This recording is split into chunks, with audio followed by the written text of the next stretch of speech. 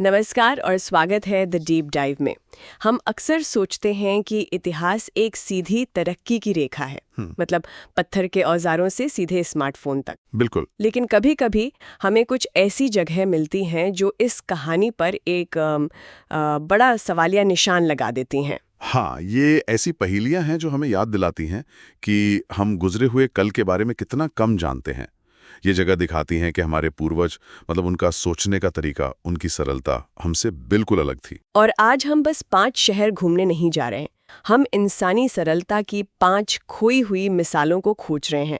हमारा मिशन है इन शहरों से जुड़े असली वैज्ञानिक रहस्यों को समझना और आप कह सकते हैं अटकलों को तथ्यों से अलग करना। हम चलेंगे मेक्सिको के टियोतिहुआकान, फिर माइक्रोनेशिया की नान मॉडल, तुर्की के डेरिंक्यू, बोलिविया के प्यूमापंकू और आखिर में पाकिस्तान के मोहनजोदड़ो। चलिए इस पड़ताल को शुरू करते हैं। तो हमारी पहली मंजिल है मेक्सिको का टियोटिवाकन। नाम का मतलब ही कितना दमदार है। वह स्थान जहां इंसान देवता बन जाते थे। और दिलचस्प बात यह है कि ये नाम उन्हें एस्टेक लोगों ने दिया था। अच्छा। हाँ, जो इस शहर के वीरान होने के सैकड़ों साल बाद वहां पहुंचे थे। उन्हें ये जगह इतनी भव्य लगी कि उन्हें लगा कि इसे इंसानों ने नहीं बल्कि देवताओं ने बनाया होगा। और ये कोई छोटा मोटा शहर नहीं था। ये उत्तरी अमेरिका का पहला असली महानगर था जहां लगभग 1,25,000 लोग रहते थे। जी। लेकिन सबसे बड़ा रहस्य, हमें ये तक नहीं पता कि वहां रहने वाले लोग इसे किस नाम से बुलाते थे। हमें उनके एक भी राजा का नाम नहीं पता। मतलब ये कैसे हो सकता है? यही बात इसे माया या मिस्र की सभ्यताओं से अलग करती है। वहां तो राजाओं ने हर दीवार पर अपनी कहानियां लिखवाईं। सही बात है। लेकिन टियोटिहुआकन की कला में किसी एक इंसान को हीरो की तरह नहीं दिखाया गया है। सब कुछ देवताओं और प्रतीकों पर है। ऐसा लगता है जैसे किसी एक व्यक्ति का महत्व था ही नहीं। और फिर 2003 में कहानी में एक नया मोड़ आता है। भारी बारिश की वजह से पंख वाले सर्प के मंदिर के पास जमीन धंस गई और एक गुप्त सुरंग का रास्ता खुल गया, जिसे करीब 1800 साल पहले बंद कर दिया गया था। वाह। हाँ, और वो कोई आम सुरंग नहीं थी। वो 103 मीटर लंबी और जमीन से 17 मीटर नीचे थी। पुरातत्वविदों को एहसास हुआ कि ये सिर्फ एक रास्ता नहीं बल्कि पाताल लोक यानी अंडरवर्ल्ड का एक प्रतीकात्मक मॉडल था। मतलब वो जमीन के नीचे एक दूसरी दुनिया बना रहे थे। बिल्कुल। और इसे और असली दिखाने के लिए उन्होंने दीवारों पर पाइराइट मतलब मूर्खों के सोने का पाउडर छिड़कावा था। अच्छा। जरा सोचिए, जब प्राचीन पुजारी अपनी मशालें लेकर उस सुरंग में जाते होंगे तो वो हजारों छोटे छोटे कण वो मशाल की रोशनी में टिमटिमाते होंगे। चल रहे हैं। ये तो सुनने में ही कमाल का लग रहा है। लेकिन उस सुरंग के आखिर में क्या मिला? मुझे याद है कि वहां कुछ बहुत ही अजीब चीज मिली थी। हाँ, सुरंग के अंत में 3 कमरे थे और उनमें भारी मात्रा में तरल पारा यानी लिक्विड मरकरी मिला था। लिक्विड मर्क्यूरी, वो तो बहुत जहरीला होता है और उसे बनाना भी मुश्किल है। वो उसका क्या कर रहे थे? यही सबसे बड़ा सवाल है। पारा उस जमाने में बहुत दुर्लभ था। इसे सिनाबार नाम के अयस्क से निकालने के लिए काफी ज्ञान की जरूरत होती है। माना जाता है कि उन्होंने इसका इस्तेमाल पाताल लोक की नदियों या झीलों को दर्शाने के लिए किया होगा। एक चमकती हुई, जादुई और जानलेवा झील। तो क्या ये किसी राजा का मकबरा था? क्या वहां कोई शाही कब्र मिली? सुरंग में 50,000 से ज्यादा कीमती चीजें मिली, जेड की मूर्तियां, जगुआर की हड्डियां, लेकिन आखिर में कोई शाही अवशेष नहीं मिला। कोई राजा नहीं, कोई रानी नहीं।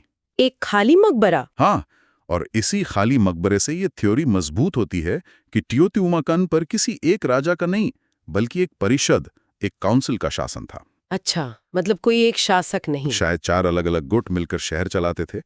इसीलिए उनकी कला में कोई एक चेहरा नहीं दिखता। वो चढ़ावा किसी इंसान के लिए नहीं बल्कि देवताओं के लिए था। और इस शहर का अंत भी उतना ही रहस्यमयी है। हाँ, इसे किसी बाहरी सेना ने नहीं जलाया था। सबूत बताते हैं कि आग अंदर से ही लगाई गई थी और वो भी सिर्फ मंदिरों और महलों में। मतलब आम लोगों के घरों को नहीं छुआ गया। बिल्कुल, ऐसा लगता है ये एक विद्रोह था। 6ठी शताब्दी के मध्य में उस इलाके में भयंकर सूखा पड़ा और शासकों की वैधता शायद इस बात पर टिकी थी कि वो तूफान के देवता को खुश करके बारिश करवा सकते हैं। और जब बारिश नहीं हुई तो भूखे और निराश लोगों ने शायद उन्हीं देवताओं के मंदिरों को जला दिया जो उनकी नजर में नाकाम हो गए थे। तो टियोटिहुआकन में रहस्य था गुमनामी का। लेकिन हमारी अगली पहेली बिल्कुल अलग है। ये शक्ति के बारे में नहीं बल्कि शुद्ध इंजीनियरिंग के बारे में, वो भी समुंदर के बीचों बीच। हम चल रहे हैं माइक्रोनेशिया के नान माडोल। जिसे प्रशांत का वेनिस भी कहते हैं। ये 92 कृत्रिम टापुओं का एक शहर है जो एक मूंगे की चट्टान पर बना है। और इसे बनाने वाली संस्कृति के पास मतलब ना धातु के औजार थे, ना पहिया और ना ही कोई बड़े जानवर। हाँ, फिर भी उन्होंने करीब 7.5 लाख मीट्रिक टन विशाल चट्टानों का इस्तेमाल किया। कुछ पत्थर तो 50 टन तक के हैं। 50 टन, ये तो मिस्र के पिरामिड के पत्थरों से भी भारी हैं। उन्होंने ये किया कैसे? उन्होंने इन विशाल ज्वालामुखी चट्टानों को एक दूसरे के ऊपर लिंकन लॉग्स की तरह रखकर 50 फीट तक ऊंची दीवारें बनाई। सबसे बड़ा सवाल यही है, उन्होंने इन विशाल पत्थरों को 25 मील दूर की खदानों से यहां तक पहुंचाया कैसे? मुझे लगता है किसी ने इसे दोहराने की कोशिश भी की थी, है ना? हाँ, 1995 में एक टीम ने पारंपरिक तरीकों से इसे करने की कोशिश की। उन्होंने बांस का एक बड़ा बेड़ा बनाया, लेकिन वो सिर्फ 1 टन का पत्थर रखते ही डूब गया। और हम यहाँ 50 टन के पत्थरों की बात कर रहे हैं। सही बात है। वैज्ञानिक जवाब तो आज तक किसी के पास नहीं है। लेकिन पोनपई द्वीप की स्थानीय कहानियां कहती हैं कि इसे 2 जुड़वा जादूगर भाइयों ने बनाया था। जादूगर? हाँ, जिन्होंने मंत्रों की शक्ति से पत्थरों को हवा में उड़ाकर अपनी जगह पर रख दिया। जादू? मतलब जब भी कोई चीज समझ ना आए तो कह दो कि जादू से हुआ था। ये तो आज भी होता है। बिल्कुल, लेकिन ये दिखाता है कि ये काम इतना अविश्वसनीय था कि उनके अपने वंशजों को भी ये इंसानी काम नहीं बल्कि जादू ही लगा। और ये शहर आम लोगों के लिए नहीं था। ये सौदेलूर राजवंश का सत्ता का केंद्र था। लेकिन ये एक सुनहरा पिंजरा भी था। सुनहरा पिंजरा, इसका क्या मतलब? उन्होंने इलाके के सभी प्रतिद्वंदी सरदारों को इन टापुओं पर आकर रहने के लिए मजबूर किया। हाँ। अब इन कृत्रिम टापुओं पर न तो पीने का साफ पानी था और न ही खेती के लिए मिट्टी। अच्छा। सारा खाना पानी रोज नावों से मुख्य भूमि से लाया जाता था। इसका मतलब ये था कि वो सरदार पूरी तरह से राजा पर निर्भर थे।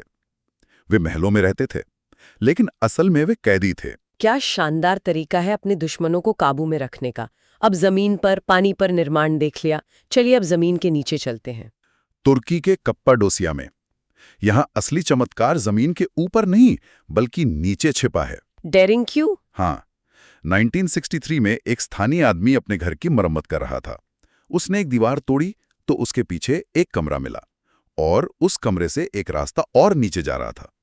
उसने डेरिंग्क्यू की फिर से खोज की थी, दुनिया का सबसे गहरा भूमिगत शहर। और ये कोई छोटा मोटा बंकर नहीं था? बिल्कुल नहीं, ये लगभग 85 मीटर यानी करीब 280 फीट गहरा है। इसमें कम से कम 18 मंजिलें हैं। 1 मिनट रुकिए, 20,000 लोग जमीन के नीचे। मेरा तो दम घुट रहा है सोच कर ही। हवा कहाँ से आती थी? ये इंजीनियरिंग का एक बेहतरीन नमूना है। शहर में 50 से ज़्यादा मेन वेंटिलेशन शाफ्ट्स हैं जो सीधे सतह तक जाते हैं। उन्होंने स्टैक इफेक्ट का इस्तेमाल किया, जिससे ठंडी ताज़ी हवा नीचे की ओर खिंचती थी और गर्म बासी हवा ऊपर की ओर निकल जाती थी। मतलब एक प्राकृतिक एयर कंडीशनिंग सिस्टम। हाँ, और तो और पानी के कुछ कुएं सतह से नहीं जोड़े गए थे ताकि दुश्मन ऊपर से पानी में जहर न मिला सकें। और इतना गहरा शहर नरम चट्टान में बनाया कैसे गया? इसका राज वहाँ की भूवैज्ञानिक संरचना में है। वो पूरा इलाका टफ नाम की नरम ज्वालामुखीय चट्टान से बना है। जब ये चट्टान गीली होती है तो इससे आसानी से खुरचा जा सकता है, लेकिन हवा के संपर्क में आने पर ये पत्थर जैसी सख्त हो जाती है। और सुरक्षा के इंतजाम तो किसी किले से कम नहीं थे? बिल्कुल, हर लेवल के दरवाजे पर 500 किलो के विशाल गोल पत्थर लगे थे, जिन्हें सिर्फ अंदर से ही बंद किया जा सकता था। अच्छा। और रास्ते जानबूझकर इतने संकरे और नीचे बनाए गए थे कि हमलावर को झुककर एक-एक करके ही अंदर आना पड़े। तो असल में यहाँ का की इनसाइट ये है कि उन्होंने दुश्मन से बचने के लिए बाहर दीवारें बनाने के बजाय पूरी धरती को ही अपनी ढाल बना लिया। और कहानी यही खत्म नहीं होती। सबसे हैरान करने वाली बात यह है कि डेरिंग्क्यू एक 9 किलोमीटर लंबी सुरंग से पास के एक और भूमिगत शहर कायमाक्ली से जुड़ा हुआ था। 9 किलोमीटर? जी, ये सिर्फ एक शहर नहीं था, ये एक पूरा अंडरग्राउंड डिफेंस नेटवर्क था, एक भूमिगत सुपर सिटी। डेरिंग्क्यू की विशालता दिमाग चकरा देती है, लेकिन हमारी अगली जगह विशालता के बारे में नहीं बल्कि ऐसी सटीकता के बारे में है जो लगभग असंभव लगती है। हम चल रहे हैं बोलीविया के एंडीज पहाड़ों में 13,000 फीट की ऊंचाई पर प्यूमा पंकू। इनका साम्राज्य के लोग भी इस जगह को पवित्र मानते थे, लेकिन वो साफ कहते थे कि इसे उन्होंने नहीं बनाया, ये उनसे भी पहले का है। और खास तौर पर वहां के एच ब्लॉक्स, ये क्या है? ये एंडेसाइट नाम की चट्टान से बने बड़े बड़े ब्लॉक हैं। एंडेसाइट ग्रेनाइट से भी ज्यादा सख्त चट्टान है। लेकिन इसे बनाने वाली तिवानकू संस्कृति एक कांस्य युग की सभ्यता थी। उनके औजार बहुत नरम थे। तो वो इसे काट कैसे सकते थे? यही तो रहस्य है।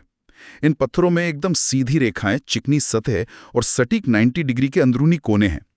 ये आज भी मॉडर्न मशीनों से बनाना मुश्किल है। तो यहीं पर वो विवादास्पद थ्योरी आती है, जियोपॉलिमर परिकल्पना, है ना? हाँ, ये सिद्धांत कहता है कि पत्थरों को काटा नहीं गया, बल्कि किसी तरह के एडवांस्ड कंक्रीट की तरह ढाला गया था। मतलब उन्होंने चट्टान को किसी तरह घोलकर एक मिश्रण बनाया और फिर उसे सांचों में डाल दिया। लेकिन ये सुनने में थोड़ा अजीब नहीं लगता? मतलब क्या इसकी कोई ठोस सबूत है, या ये एंशिएंट एलियंस वाली थ्योरीज जैसी ही एक और कहानी है? आपका सवाल बिल्कुल सही है। देखिए, ये एक फ्रेंच थ्योरी है और ज्यादातर पुरातत्वविद इसे नहीं मानते। प्राकृतिक ज्वालामुखी चट्टान में हो ही नहीं सकते। लेकिन मुख्य धारा के वैज्ञानिकों का मानना है कि ये सटीकता सदियों की मेहनत का नतीजा है, जिसमें उन्होंने शायद रेत और पानी के साथ दूसरे कठोर पत्थरों से लगातार घिसाई की होगी। तो एक तरफ अविश्वसनीय मेहनत है और दूसरी तरफ एक अविश्वसनीय तकनीक। रहस्य दोनों में से कोई भी हो, ये कमाल का है। अब हम अपनी आखिरी मंजिल पर चलते हैं। हम जा रहे हैं पाकिस्तान में सिंधु घाटी सभ्यता के नगीने मोहनजोदड़ो। ये शहर अपने समय से बहुत आगे था, एक शानदार ग्रिड सिस्टम पर बना हुआ, और यहाँ की साफ सफाई की व्यवस्था तो 18वीं सदी के लंदन या पेरिस से भी बेहतर थी। मैंने पढ़ा है कि लगभग हर घर में अपना बाथरूम और टॉयलेट था। हाँ, और सड़कों के नीचे ढकी हुई नालियां थीं। शहर के बीचों बीच बना महान स्नानागार वाटरप्रूफिंग इंजीनियरिंग का दुनिया का सबसे पहला ज्ञात उदाहरण है। लेकिन इतनी उन्नत सभ्यता की सबसे बड़ी पहेली है उनकी भाषा। उनके लिपि को आज तक कोई पढ़ नहीं पाया है। हमारे पास 4000 से ज्यादा मुहरें और बर्तन हैं जिन पर यह लिपि खुदी हुई है, लेकिन ये लिखावट बहुत छोटी है, औसतन सिर्फ 5 अक्षर। और हमारे पास मिस्र की तरह कोई रोजेटा स्टोन नहीं है। मतलब हम उनके शहर देख सकते हैं, उनकी इंजीनियरिंग की तारीफ कर सकते हैं, लेकिन हम उनकी बातें नहीं सुन सकते। बिल्कुल। आर्टिफिशियल इंटेलिजेंस के जरिए विश्लेषण करने पर पता चला है कि इसमें एक भाषा की गणितीय संरचना तो है, ये सिर्फ चित्र नहीं है, लेकिन बिना किसी चाबी के इसका मतलब एक रहस्य बना हुआ है। और इसी रहस्य की वजह से यहाँ एक बहुत प्रसिद्ध मिथक भी है कि ये शहर एक प्राचीन परमाणु विस्फोट में नष्ट हो गया था। इसमें कितनी सच्चाई है? वैज्ञानिक नजरिए से देखें तो इसमें 0% सच्चाई है। ये एक आकर्षक कहानी है, पर इसकी कोई सबूत नहीं है। चलिए इसे एक एक करके तोड़ते हैं। ठीक है, बताइए। पहला, कंकाल। जिन कंकालों को नरसंहार का सबूत बताया जाता है, वे असल में बीमारी या अकाल के समय जल्दबाजी में किए गए दफन थे। उनमें कोई लड़ाई या विस्फोट के निशान नहीं है। अच्छा। दूसरा, रेडियोधर्मिता। उस जगह पर कभी भी सामान्य से ज्यादा रेडिएशन का स्तर दर्ज नहीं किया गया है। और तीसरा, वो पिघले हुए पत्थर, जिन्हें विट्रीफाइड पत्थर कहा जाता है, वे असल में मिट्टी की ईंटें हैं जो बर्तनों की भट्टियों या अनाज के गोदामों में लगी आग से पिघल गईं। जो किसी भी प्राचीन खंडहर में मिलना बहुत आम बात है। सही कहा। तो अगर कोई परमाणु बम नहीं फटा तो इस महान शहर का असली अंत कैसे हुआ? इसका अंत किसी धमाके से नहीं, बल्कि एक धीमी और दर्दनाक त्रासदी से हुआ। प्यास। जलवायु परिवर्तन के कारण एक बड़ी नदी ने अपना रास्ता बदल लिया और धीरे धीरे सूख गई। और पानी के बिना खेती खत्म हो गई और सदियों के सूखे ने लोगों को ये शानदार शहर छोड़कर जाने पर मजबूर कर दिया। तो इन 5 शहरों को देखने के बाद एक पैटर्न साफ नजर आता है। रहस्य एलियंस या जादू टोने का नहीं, बल्कि हमारे और उनके बीच सोच और जानकारी के अंतर का है। बिल्कुल। ये शहर हमें दिखाते हैं कि इंसानी सरलता हमेशा एक सीधी रेखा में नहीं चलती। डेरिंग क्यू के लोगों ने नीचे जाकर सुरक्षा की समस्या को हल किया।